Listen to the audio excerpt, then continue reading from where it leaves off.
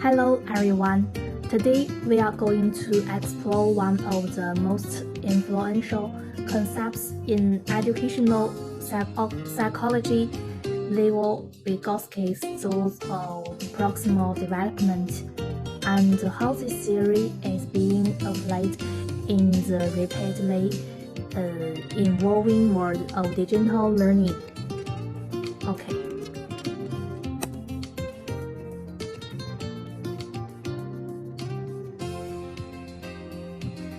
Number 1. Learning objectives. About learning objectives include 5 sections. Number 1. Understand the core principles of Vygotsky's social development theory or sociocultural theory. Number 2. Explore the concepts of the zone of proximal development (ZPD) and its relevance in learning. Number 3. Identify the role of the monology other (MKO) in facilitating learning. Number 4. Examine how scaffolding supports learning with the ZPD. Number 5. Discuss the interaction of these concepts into digital learning environments. 5. Enhance the understanding of learning processes. Understanding Vygotsky's social development theory and the role of the zone of proximal development provides students with a deeper insight into how learning occurs. This understanding can lead to more effective learning strategies both for individual students and in collaborative environments. Number 2. About Levi Vygotsky's. A brief biography background. Levi Vygotsky was born on November 17, 1896 in Orsha, a city in the Russian Empire, present-day Belarus. He was raised in a middle-class Jewish family and exhibited early interests in the humanities and the literature. Education. Vygotsky studied at Moscow State University, where he initially focused on law. However, his interests also included philosophy, literature, psychology, and art. He graduated with a law degree in 1917, but continued to engage deeply in psychological research. About contribution to psychology. Early career. Vygotsky's early career was marked by a focus on the psychology of art and literature. However, his interests soon shifted to developmental psychology and education. Development of sociocultural theory. Vygotsky introduced the sociocultural theory and the fundamental role of social interaction in the development of cognition. He proposed that community and cultural tools are crucial for the cognitive development of children. Innovation in developmental psychology. His idea was for the time because they challenged existing notions of cognitive development. Unlike his contemporaries like Piaget, Vygotsky didn't see children as solitary learners, but as active participants in the social world. Okay, the key concepts and theory. ZPD. This is Purpose Vygotsky's most famous concept. The ZPD refers to the differences between what a learner can do without help and what they can achieve with guidance and encouragement from a skilled partner. The role of languages.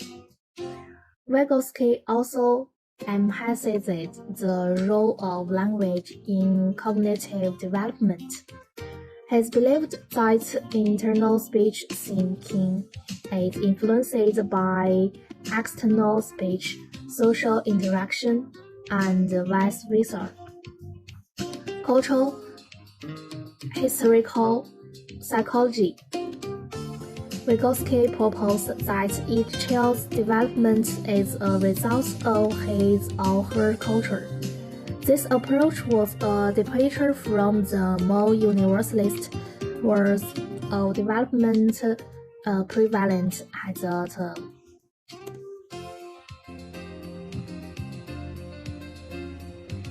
Number 3.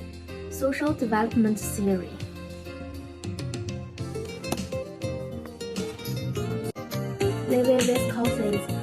Vygotsky's culture theory, also often referred to as social development theory, was proposed by the Russian psychologist Vygotsky during the 1920s and 1930s.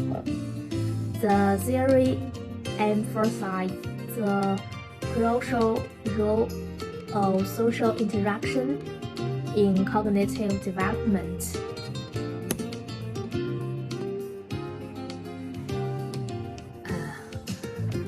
Number 1. Vygotsky believes that children learn and develop cognitively first at the social level, and then internally. Children learn societal behavior pattern, language, and cultural norms through communication and interaction with those around them. Number 2. Vygotsky proposed that individuals often learn with the help of others who are more knowledge, such as partners, parents, teachers, or peers. This individual can guide or support the learners to do things they are unable to do independently. Number 3. He believes that parents, caregivers, peers, and the culture at large are responsible for developing the brain higher order functions. According to Vygotsky, human development relies on social interaction and therefore can differ among cultures. Next here, comparing the key aspects of Vygotsky's and Vygotsky's theories about role of social interaction. Social interaction is crucial for cognitive development. Learning is a social process. Vygotsky focused on individual connection. Children learn through independent explorations. About ZPD. Vygotsky introduced the ZPD and emphasized scaffolding by a more knowledgeable other. Paget didn't focus on ZPD, introduced in tasks a child could perform without assistance. About cultural influences. Vygotsky. Cognitive development varies across culture, influenced by cultural tools.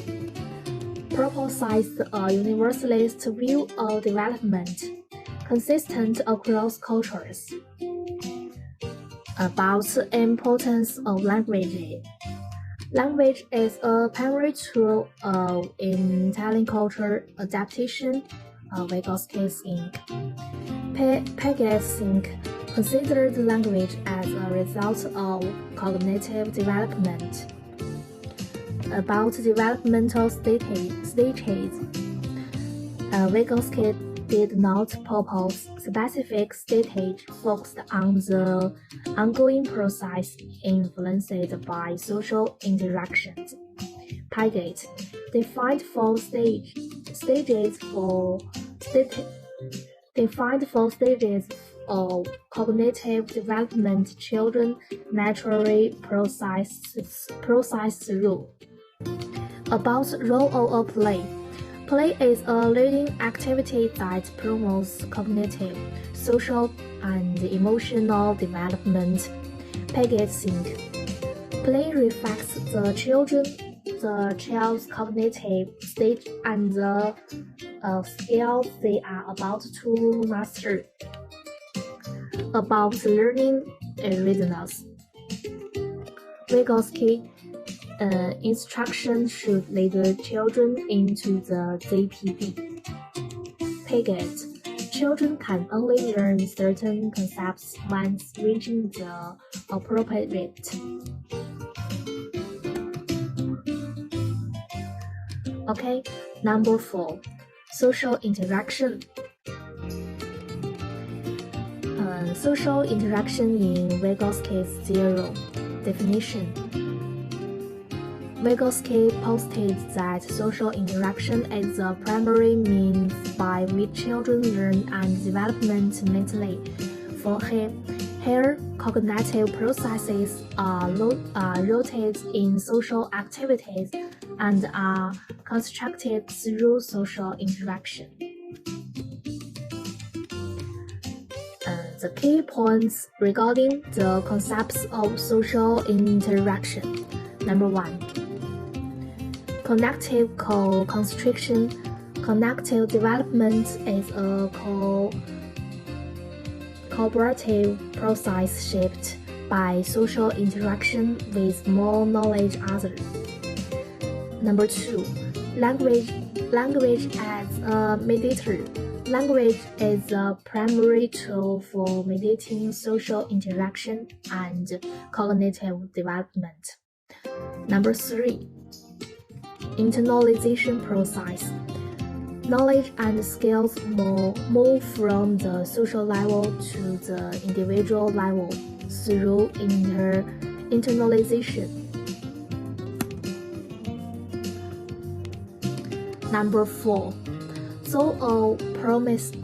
Proximal development.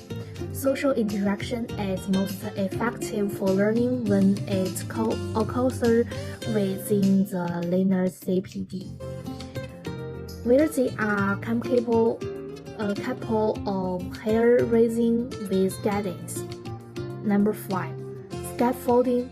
Effective learning involves scaffolding, support that adjusts to a learner's developmental level. Number 6. Cultural contexts. Social interaction are influenced by cultural norms and values, which in turn shape cognitive development. Okay. 5. More knowledge other. MKO. Who is an MKO? An MKO is someone who has a better understanding or a high ability level than the learner in a particular task or subject. This can be an adult, peer, teacher, coach, or even a digital tool or resource. Function. The MKO provides guidance, instruction, or scaffolding to the learner. The learning process and the cognitive development.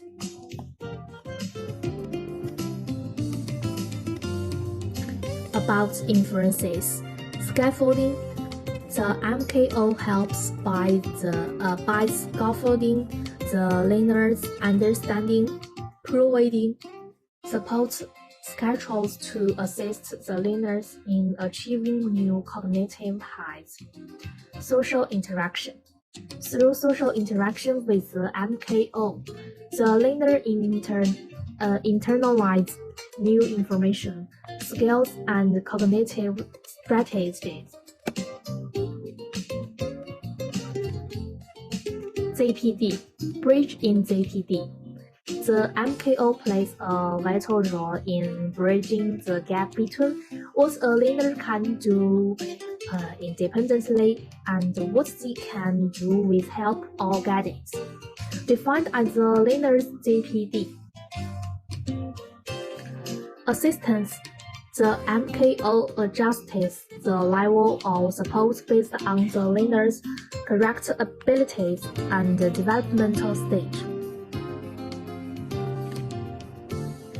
Next, 6. ZPD. Those of proximal development.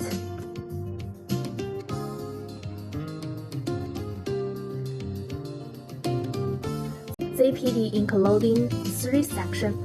Number 1, ZPD concept. Number 2, optimal learning zone. Number 3, beyond correct ability. ZPD concept. The ZPD is the difference between what a learner can do without help and what they can do with help. Optimal learning zone. The ZPD represents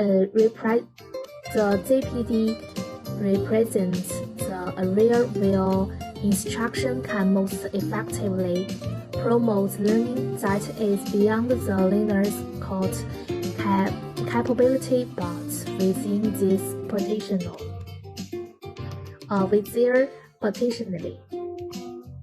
beyond current abilities.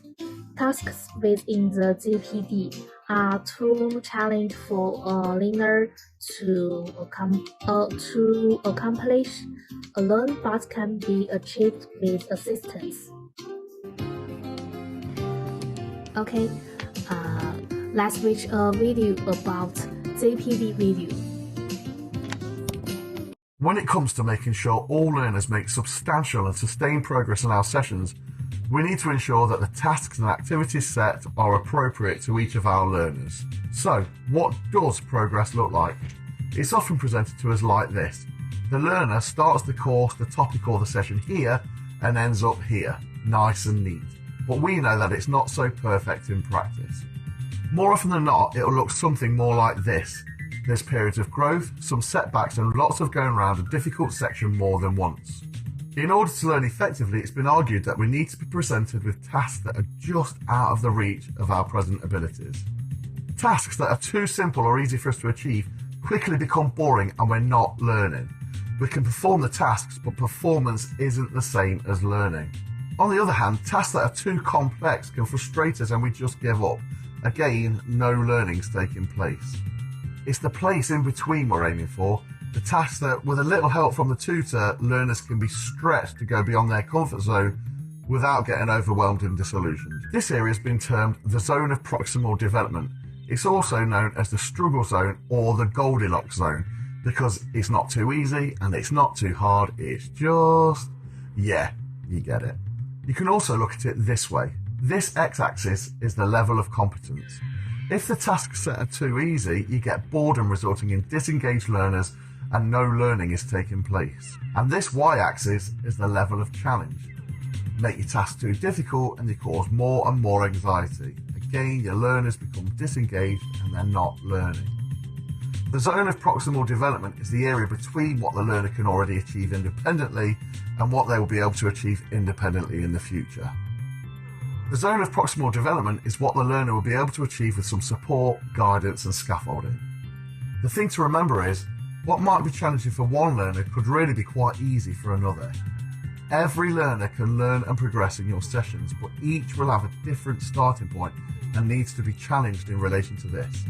How are you going to ensure that your sessions are designed to keep each one of your learners within their zone of proximal development so that learning can be substantial and sustained?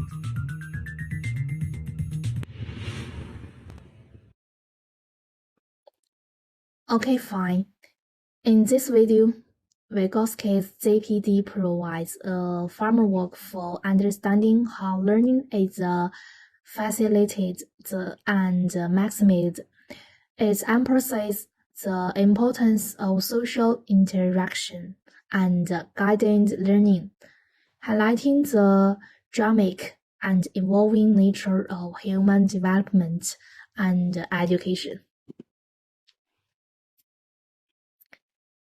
Next one, 7. Scaffolding. Scaffolding concept. Scaffolding refers to the various instructional technologies used to move students progressively towards stronger understanding and ultimately greater independence in the learning process. Theoretical basics.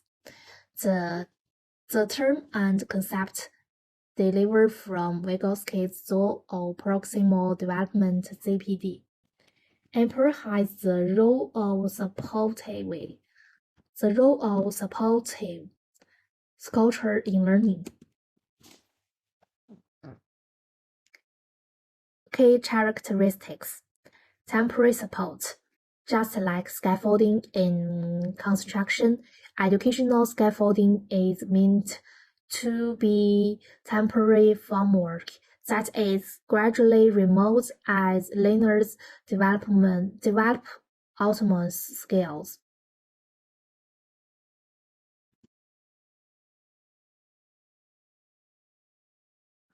Number 8. Digital learning environment. ZPD in digital learning. Advanced adaptive learning systems can dramatically adjust the complexity and the nature of tasks and questions to match each student's evolving ability, effectively keeping them within their ZPD. Using real-time data analytics, digital platforms can continuously assess a learner's performance and modify the learning path to ensure it remains with the ZPD. Scaffolding in digital tool. Layered learning approaches. Digital platform can layer information and skills, starting with fundamental concepts and gradually introduce more complex ideas. Depending on the learner's process, digital tool can offer varying levels of support and hints, reducing assistance as the learner gains confidence and competence. MKO in digital context. AI. Artificial intelligence in educational software can take on the role of an MKO, offering personalized guidance and support. Global peer interaction.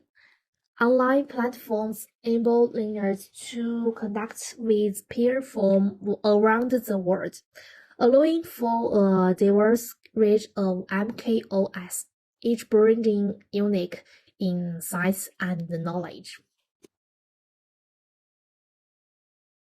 Okay, fine. Last 9. Application in digital learning environment.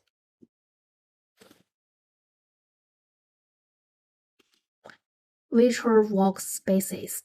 Tools such as shared digital whiteboards, document share platforms, and collaborative coding environments allow for synchronous and asynchronous collaboration,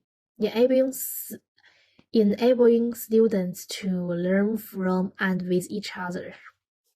Online communication and forums can provide platform for students to discuss ideas. Challenge and opportunities. 1. Individualized learning paths, ensuring quality interaction. Future development, enhanced adaptive technology, continued advancement in AI and machine learning could lead to more adaptive learning systems that can better identify and cater to individuals' ZPDs. Integration of VR or AR.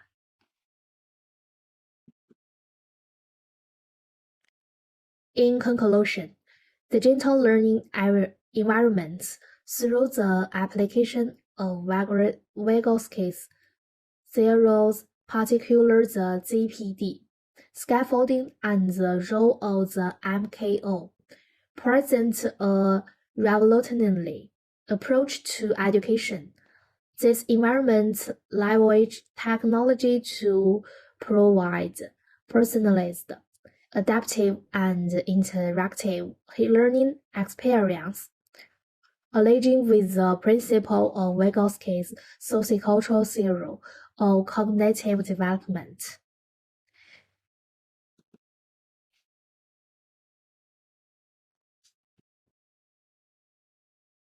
Okay, that's what I want to share with you today. Thank you. Bye bye.